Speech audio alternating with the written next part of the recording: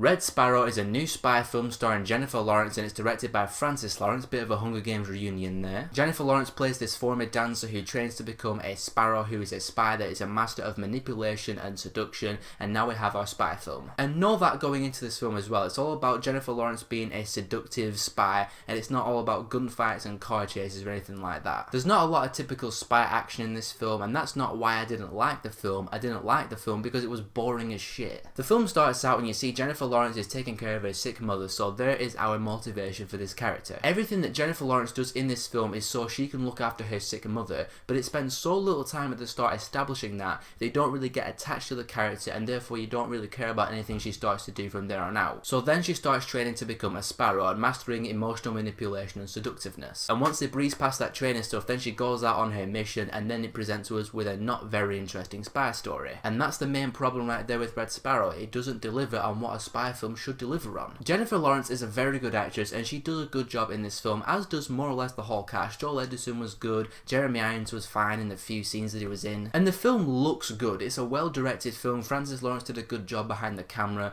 but like I always say it along with me, just because a film is well acted and well made doesn't automatically mean it's good. Those are just the redeeming qualities of Red Sparrow that stop it from being terrible. But yeah, like I said, the film is just boring. It doesn't give us an interesting spy story to get involved in, it doesn't give us any character motivations to get behind and root for, and the second half of the film gets quite convoluted. Lots of names getting thrown about. You're like, okay, who's Jennifer Lawrence following now? What the hell's going on? And if that wasn't enough, the film is 2 hours and 20 minutes long, and that is a very, very long time for a film that you could not care less about. The film is quite gratuitous in a few scenes. Like, there's some stuff at the training camp where they're learning to be seductive and manipulative. There's just some stuff there that felt a little bit unnecessary to me. I understand why they did it, and I understand the point they were trying to make in terms of their training, but it just felt unnecessary to me and a bit forced at times. One thing that I've seen a few people say about Red Sparrow is that it's the Black Widow solo film that we're apparently getting, or is very similar to Black Widow. It does have similarities, like in terms of it being in Russia and she's training to become a spy and whatnot, but it's not entirely a Black Widow ripoff. What Red Sparrow is a well acted and well made snooze of a spy film. I wasn't disappointed by this film because I didn't have any anticipation. It wasn't until last week that I saw the trailer for it and I was like, meh, we'll see how it goes, and it didn't go very well, in case you couldn't already tell. I'm gonna give Red Sparrow a 2 out of 5. So have you seen Red Sparrow and what did you think about it? Because there's been quite a divide on this film. Some people really like it, some people really don't like it. So where do you fall with Red Sparrow? Tell me in the comments below,